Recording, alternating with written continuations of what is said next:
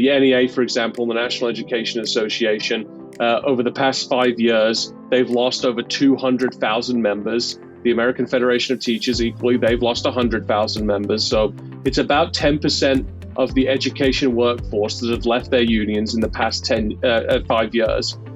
So there is a rapid decline in union membership in America. In fact, it's the largest decline in U.S. history.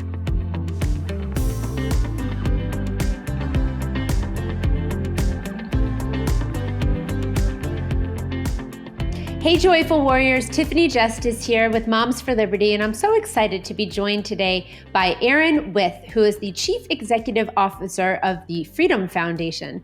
And Erin, I thank you for joining us today, and I'd love to learn a little bit more about your organization. I went to your website, which is freedomfoundation.com. Is that correct? That's right. Okay. That's right. And I said, I looked and it said who we are. And this is what it says. And then I want you to kind of expand for me. The Freedom Foundation is more than a think tank. We're more than an action tank. We're a battle tank that's battering the entrenched power of left-wing government union bosses who represent a permanent lobby for bigger government, higher taxes, and radical social agendas. Hey, Joyful Warriors, does that sound familiar to you? Through education, litigation, legislation, and community activation, we have liberated public employees from political exploitation. I just thought that was such a great introduction to who the Freedom Foundation is.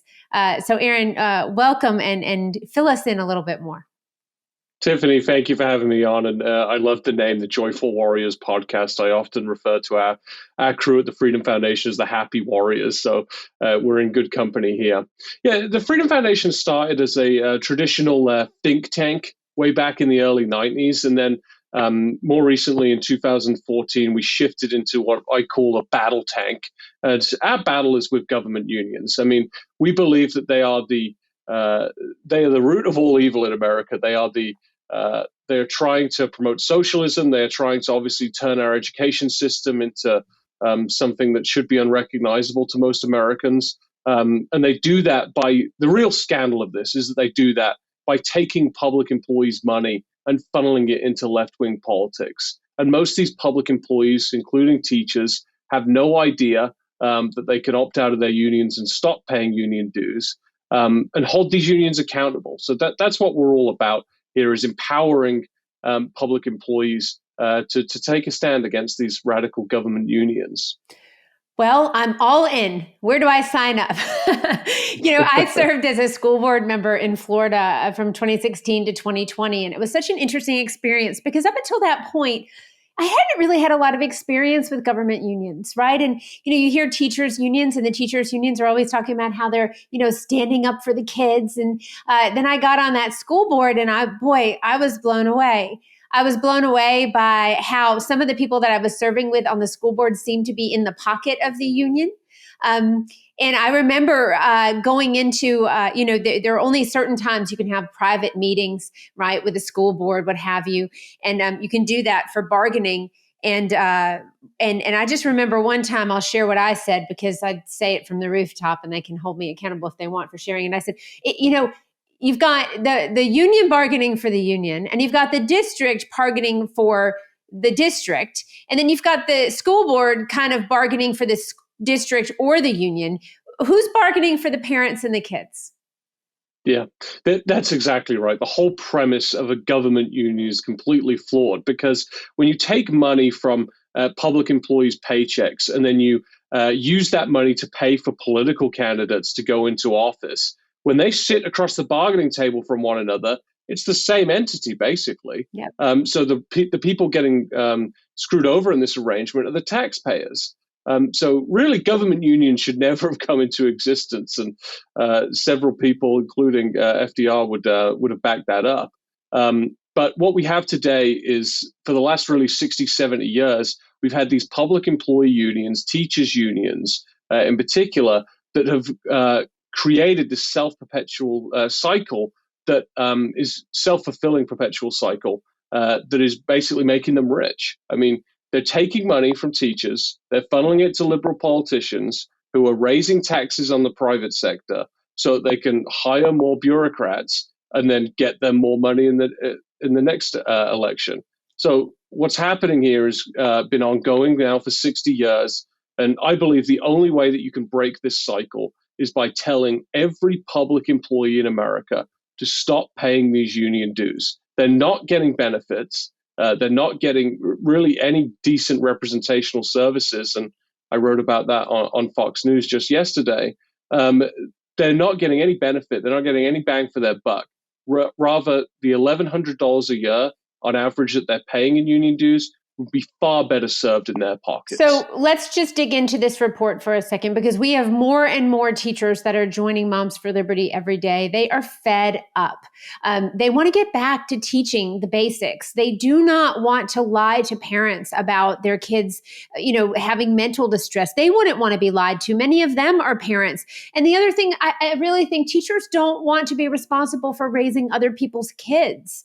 It's not their job. They're there to teach children, but they're not there to raise them. But what I'm seeing, Aaron, what we're seeing, right, especially with community schools, and I hope we'll talk about that, is this the federal government increasing their footprint into education. The unions are super supportive because there's really no metric by which to be judged when you're talking about the whole child, right? And it increases their grip on kids and drives a wedge between the parent and the child.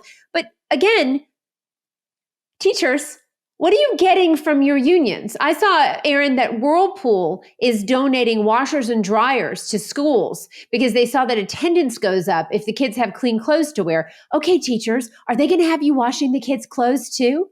Is that really what you're there to do, what you went to school to do, what your mission in life was, to raise other people's kids? So, Aaron, I'll stop with my rant for a second, because I just want teachers to know that being a member of the union is not the only answer for them when it comes to being able to meet the needs that they have in their lives outside of just being a teacher in that classroom. I think that public perception is flawed when it comes to teachers and teachers' unions. Everybody assumes that your average teacher is like a diehard teacher union member and agrees with everything that the teachers' union does. It's not true. Generally, my wife was a public school teacher, and we still have friends that are currently teaching. They go into education because they want to teach kids. They want to teach reading, writing, or math. They want to benefit these kids' lives by educating them and giving them a decent education and preparing them for the workforce or preparing them for university. They do not want to do critical race theory. Right. They do not want to do sex ed. They don't want this nanny state that the government unions want. The teachers' unions in particular, they want everybody relying on them for government services because they know that at that point they can increase their revenue stream and become bigger and more powerful. So it's like I said earlier, the only way to undo that model is by empowering and educating all these teachers across America to get out of their unions. And one of the innovative things that we did last year was we created a Teacher Freedom Summit, we call it, which is basically where we've got hundreds of teachers from across the country to come together. These are like-minded traditional education teachers that want to get out of all that stuff, but they don't know how to fight back. So we give them a program that basically teaches them how to fight back against the radical teachers union and their crazy ideology. So let's stop for a second. Let's show that video so that everybody can kind of get a taste for what that Freedom Summit was like.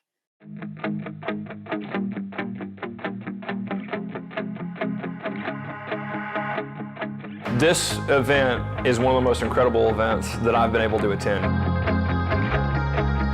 The sky's the limit, and this is an opportunity, most of all, to take a stand and to make a change. Because if we don't make a change for education right now, we're going to lose our kids and we're going to lose our country. I feel empowered at this conference, being in a room of 250 plus people. To see teachers from all over the country who have rejected that union control and stood up to the bullies. And if these meetings can keep happening, our voices will finally be heard because we are the majority. And if teachers can fight back in the same way, by leaving their union, by challenging their union, we will no longer have a bully overseeing public school and telling parents to be scared of advocating for their own kids. and it's our time to go make a change. Okay, well, that's awesome. What an energizing room full of people. And we have a summit that we do once a year. I know when you get the people together and they start, talking to each other and they're like, oh, you too, that unifying and educating and empowering people really is so powerful. And so what are some of the common fears? Why do teachers feel like they need to be a member of the union, Aaron? I think, first of all, they feel like they're alone. That's the number one thing that we hear from teachers. If I opt out of my union, I'll be the only one in my district that has. That's just simply not true. There are lots of teachers. I mean, the NEA, for example, the National Education Association, over the past 5 years, they've lost over 200,000 members. The American Federation of Teachers, equally, they've lost 100,000 members. So it's about 10% of the education workforce that have left their unions in the past 5 years. So there is a rapid decline in union membership in America. In fact, it's the largest decline in US history, but people are doing it very quietly. My group, the Freedom Foundation, we exist to help these people to get out of their union. So we've created the documents. We have a legal team if they need it. We send these opt-out forms to the union on their behalf, literally in the tens of thousands. So we help these teachers every step of the way to get out. But yeah, that's the primary objection is I'd be the only one. And that's just not true. There's a movement happening in America of teachers that are opting out in droves. So when government unions strike, who are they striking against? That's a good question. It depends on, honestly, I think it depends on the district. It depends on the school board, because sometimes they're striking against people that are genuinely representing the taxpayer. Sometimes they're striking just for the notoriety of striking. I mean, I lived in the Pacific Northwest for a long time, and we just saw in Portland one of the longest strikes that we've ever seen in Oregon. And really, it was over, they were fighting with people that the teachers' unions put into office. So at the end of the day, the school board just caves to the union's demands. And the scandal of this is that it's an unsustainable model. So you're creating a system where the taxpayer burden is far too high, and it's going to be unsustainable for years to come. It's not going to be a desirable place to live anymore. And taxpayers should be asking the question, what are we getting back for the deals that the teachers' unions are cutting? I can guarantee most of the time it's not a superior public education system. So what percentage of government employees are members of their union versus like private sector employees? Do you have those statistics? Because I think it was much higher for government employees, correct? Oh, yeah, it's around 33%. But that number is decreasing for the first time in US history. We've seen it over the past 5 years go down, and that's despite government growing. Government pretty much always grows, so there are more people to potentially unionize in government. We're about to change. We're about to change that, Aaron. We're about to do some reversals on that. But all right. Yeah. But we're seeing it decline past those rates, sure. Which is encouraging. It means that we're putting the power back in the hands of people and out of the hands of these radical union bosses. So I've heard, Government Accountability Institute, Peter Schweitzer's group has done an incredible job on a number of different reports on teachers' unions. Some of the things that they've uncovered, the majority of teachers identify as conservative, but the teachers' unions, I want to talk a little bit about how they spend their money, Aaron, the money that they bring in in political activism, because 99% of the donations that the teachers unions make go to Democrats. And so let's just talk about that for a second. How do teachers unions bring their money in? How do they get the money that they have? And then what are the different pockets where they're using that money? Because I don't want anybody, I remember being in one of my kids' kindergarten classrooms. It was the third kid who had this teacher, actually it was first grade. And I had just come from like a district event, and I was sitting there, and she knows me, right? I know her well. She's, been with me for a course of years with these kids. And I said to her, are you a member of the union? She said, yeah, no, I am. And I said, do you have any idea what they're bargaining? Like, I just want to, like, we don't have to get into details about it. I don't want to, but do you know what they're asking for? And she said, you know what, Tiffany, I really don't. I have no idea. I'm so busy in the classroom with the kids every day. And I really don't. And so is that, I do think that happens a lot. So let's just pull the curtain way back, Aaron, and educate us on this issue. Yeah, let's start at step one. So you become a public school teacher in America today. When you become a teacher, you're given all these documents to sign. And amongst that is a union membership card. So if you sign the membership card, what then happens is union dues, most states become automatically deducted from your paycheck every month, just like taxes are. So most teachers really don't even pay attention to it, which is one of the reasons we've worked on legislation specifically in Florida and Arkansas, to stop that automatic dues payment from happening. We just did it Teachers in Florida. are going to be members. Yeah, exactly right. Governor DeSantis, we worked very closely with him to get this bill passed. Awesome. We've seen that now happen in some states. And so if you're going to be a member of a union, make the teacher write a check or give them their credit card information. There shouldn't be taxes deducted from their paycheck. So then what happens is the union takes that money, and I did a report for Fox News just yesterday, and they self-reported, this is the National Education Association, they self-reported that they spent 34% of their budget, it's $176 million, on political gifts, on gifts to nonprofits, C3s and C4s, and lobbying.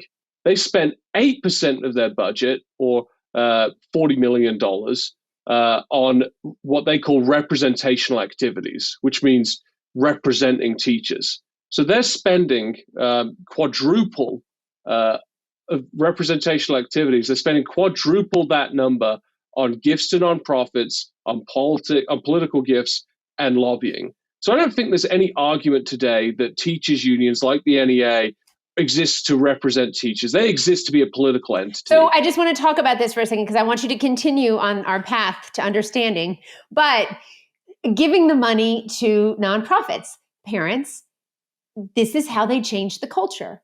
These community partnerships that they want, where they want the school and the community to work together, and then they invite people in, to meet all of the needs of the whole child. And who doesn't want that, Aaron? What kind of a monster doesn't want children to get everything that they need?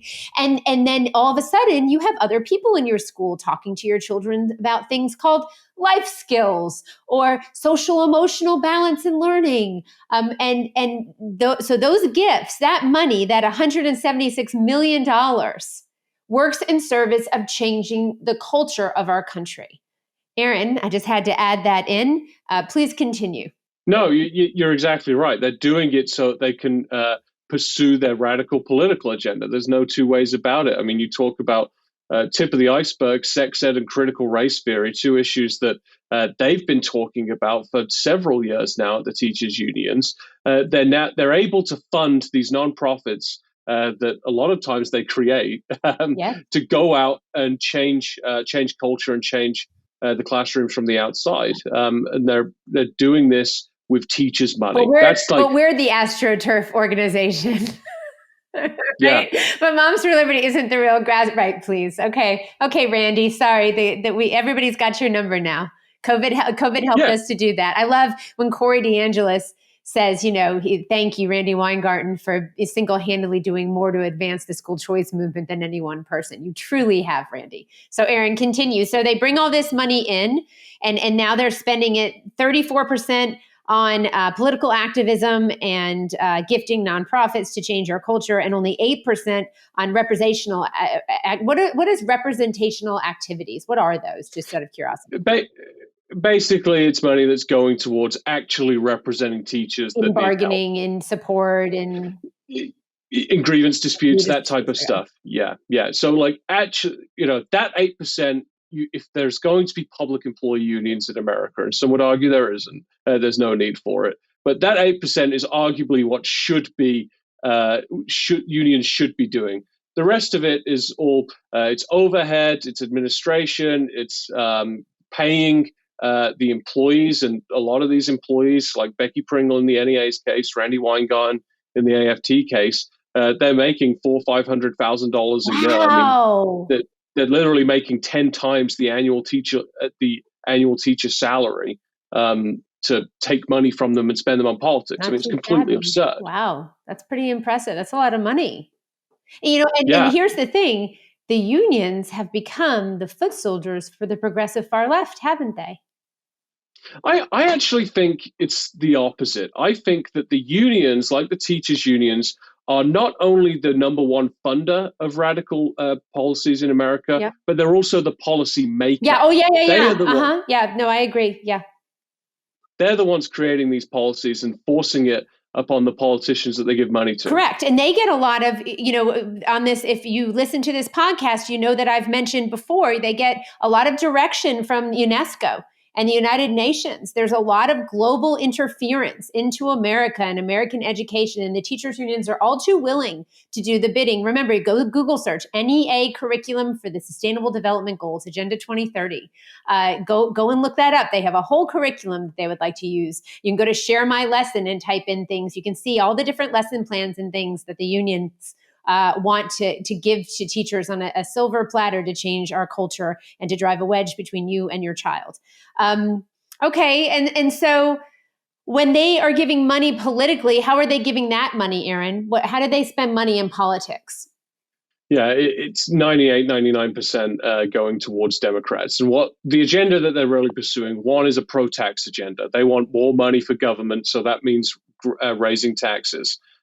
So that could be property taxes, it could be capital gains taxes. I mean, you go through the list, they're pro-tax as much as they can get. And then there's this social cultural agenda, like the sex ed, like the critical race theory.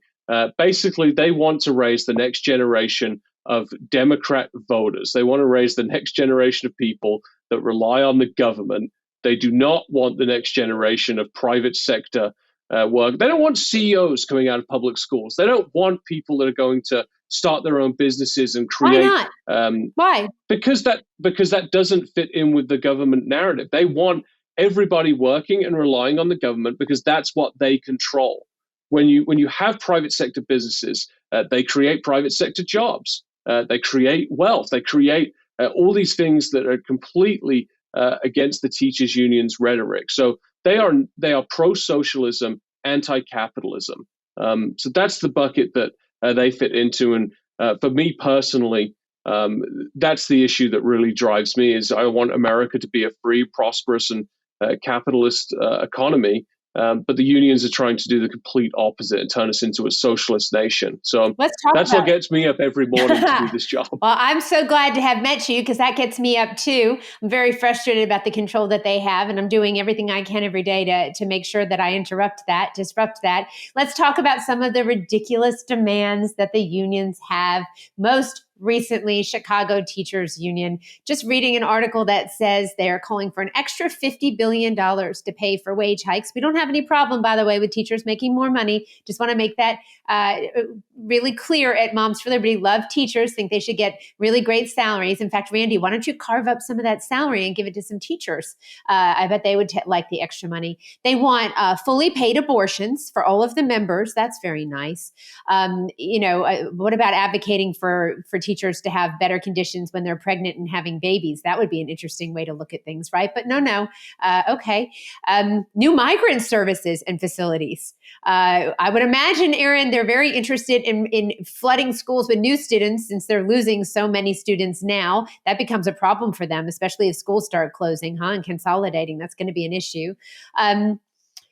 And so I'm just looking to see, and a host of LGBT related requirements and trainings in school. I think they wanted all of their transit.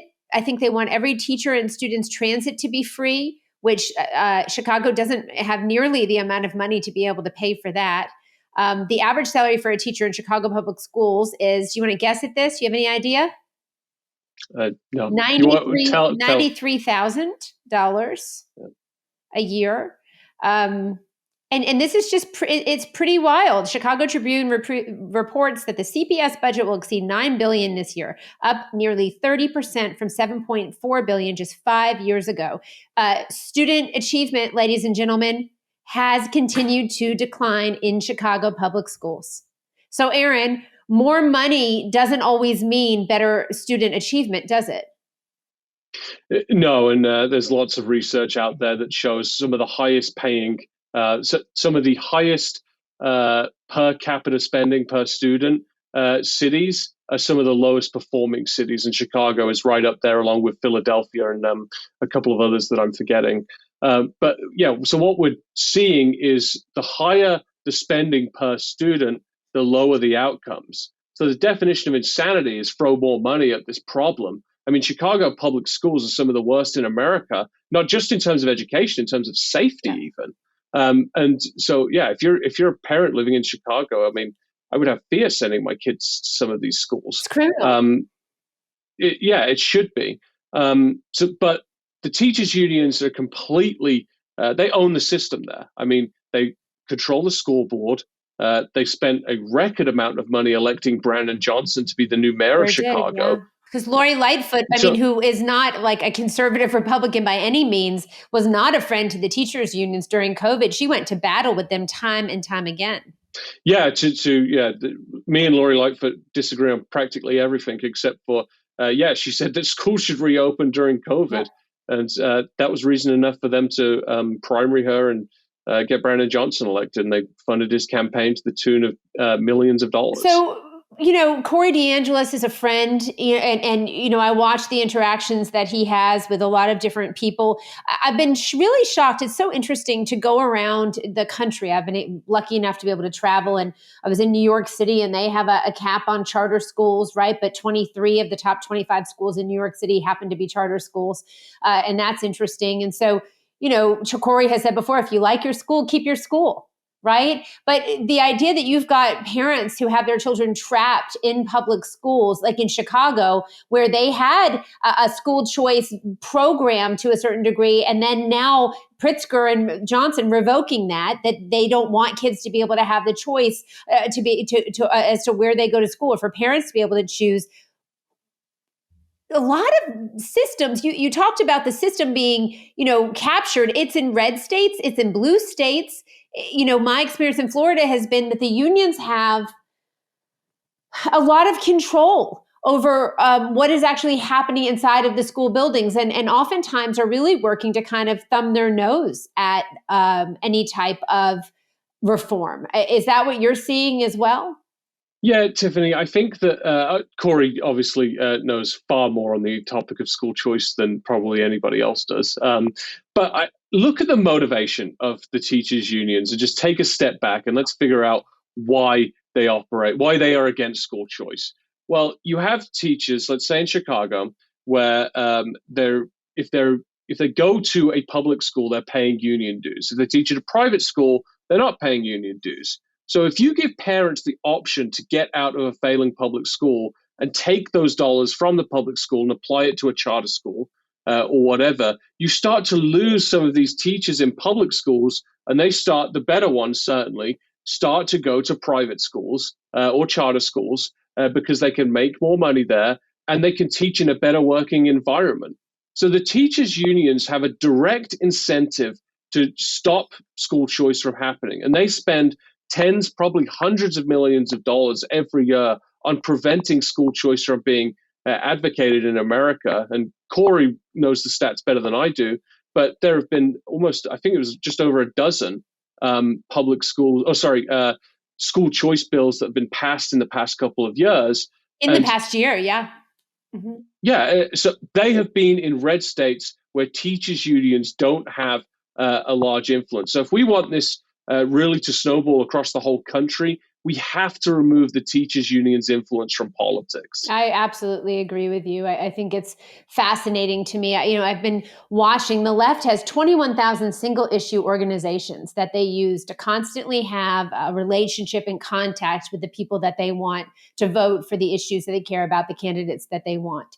And I think the right and conservatives haven't done a very good job of having that sustained relationship with their voters, right? Moms for Liberty is built out of, bringing people together on this issue of parental rights, and then saying to candidates, hey, you can meet us here, this is what we care about. And if you care about this too, you should let us know. And I really think Americans in general are ready to get past the candidates and get focused on the issues. None of this. Well, Tiffany, let me just add something to that. In that groups like Moms for Liberty, I'm pretty sure you have a C3 and C4, yes. So I think you have some political advocacy. We at the Freedom Foundation do not. We do not engage in politics directly. We are just a 501c3. But I will say this: organizations like yours and like ours rely on private individuals that want to support our organizations. They actively write a check to support the mission and what we're doing. Whereas on the left, they have this funding mechanism that's built by government unions, so they don't need private support.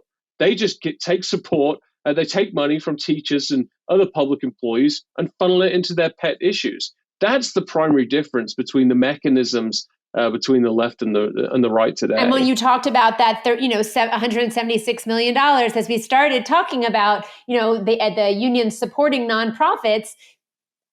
There it is, right? It's this, continued engagement with people and trying to connect with them on issues. Now, unfortunately, a lot of the things, Aaron, when you look at the teachers' unions and their summer conferences, I'm always shocked.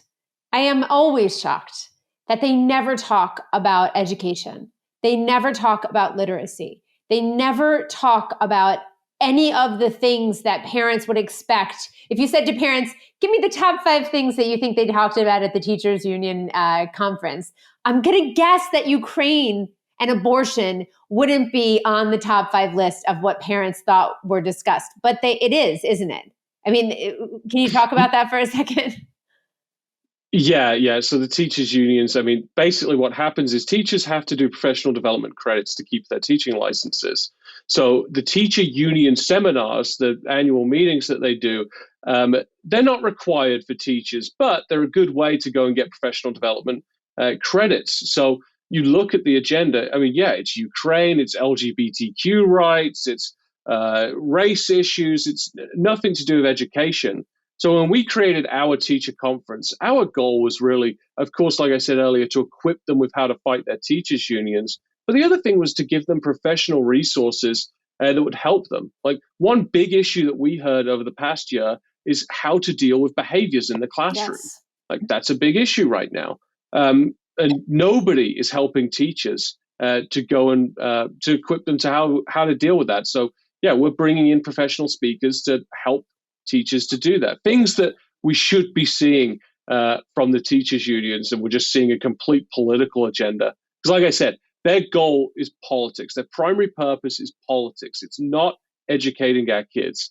And you need no further proof of that by looking at those conferences and looking at where they spend their money. 100%. And then looking at the scores in the schools, looking at, what the percentage of kids that can read. And only 1/3 of American children are reading on grade level. In some of the places that we talked about, like New York, only 11% of Black kids are reading on grade level in New York City public schools. And it's just absolutely atrocious. Yeah, and I actually argue, Tiffany, that they have a direct incentive for lower outcomes in schools where they don't have school choice, like New York, because then they can argue for more funding. And then they get more money to then go and do more political stuff with. So I believe they have a direct incentive for lower performance in our classrooms than they do higher performance. All right, so then I have to ask you, when in Florida, we closed schools on March 13th in 2020. I was standing in a school district office. I remember just thinking to myself, oh, this is really bad. This is going to be really, really bad. I don't know how this is going to happen, and nobody else does either. And wow, I can't believe we're doing this. And then I saw the teachers union, who I wasn't a huge fan of, to be honest with you, but when the Florida Education Association sued Governor DeSantis to keep schools closed, and then they sent me, I had a teacher give me a receipt for her funeral. And I was told that I had blood on my hands because I wanted to reopen schools. And it was a really wild thing to be a part of. But when they sued, I was like, really? You're going to sue to keep the schools closed? And then we talked about Chicago a little bit. I think there was a woman from Chicago who posted some pics from her beach vacay in the middle of closed schools. Were you surprised in any fashion about how the teachers unions handled COVID? Was it shocking, or were you like, oh no, this is right on course?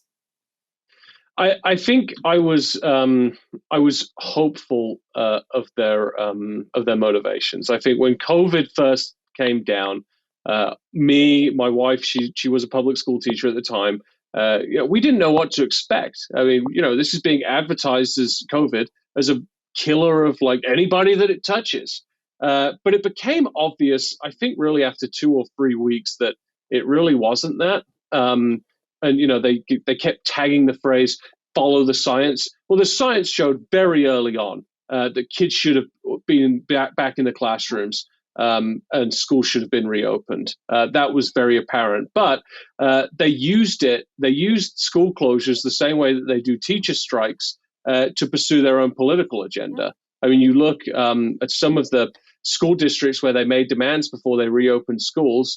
Some of it was loosely connected, like, our teachers should get vaccinated first, and our teachers should have better healthcare and blah, blah, blah. So some of it's like, I can see how they got there.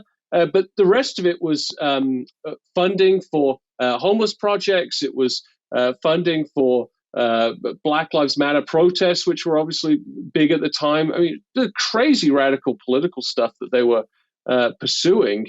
They used the crisis to their benefit, and the people that suffered most were our children. I look at every suicide, and the suicide numbers were a lot higher than they should have been. That's devastating.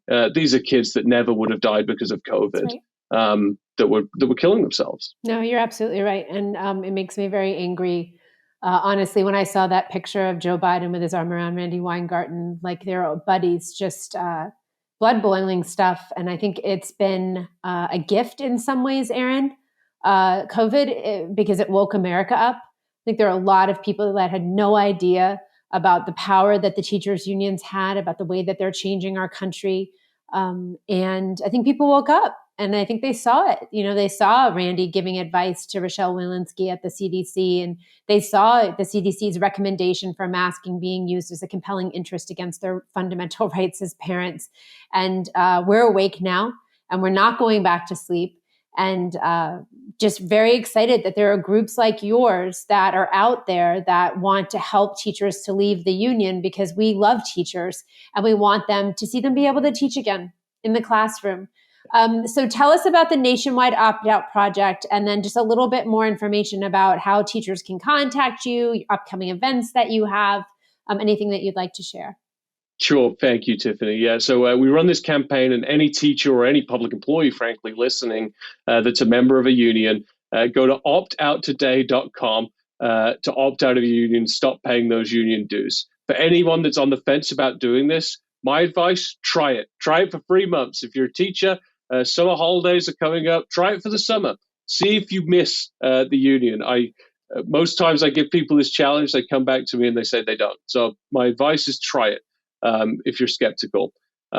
We exist to help public employees to get out of their union. So we do canvassing. We go to these teachers' homes. We go to the public employees' offices. We send mail, emails, digital marketing. Just about any way that you can think of to contact public employees, we're doing it to get them out of their unions, and that has led to the largest decline of union membership in U.S. history. We do that as the Freedom Foundation. We're a 501c3 nonprofit, just like Moms for Liberty. Our website is freedomfoundation.com. I'd encourage you to go in there and engage with some of the materials that we have and support this campaign to get people out of their unions. Awesome. Are you doing another Teacher Freedom Summit anytime soon for teachers? Yes, this summer. And you can go on freedomfoundation.com. You can get to the application for it. It's July 8 through 10 in Denver, Colorado. We're accepting 400 to 500 applications this year. So would love to see some teachers apply. Wonderful. All right. Well, Aaron, I'm so thankful that you came on the Joyful Warrior podcast to share all of your information. Teachers, you do not need to be a member of the union. Go to freedomfoundation.com today. Learn more about how you leave the union and join the sanity in America, where we're fighting for freedom and liberty. I hope you have a wonderful day, Aaron. Joyful Warriors, have a great day. Thank you, Tiffany.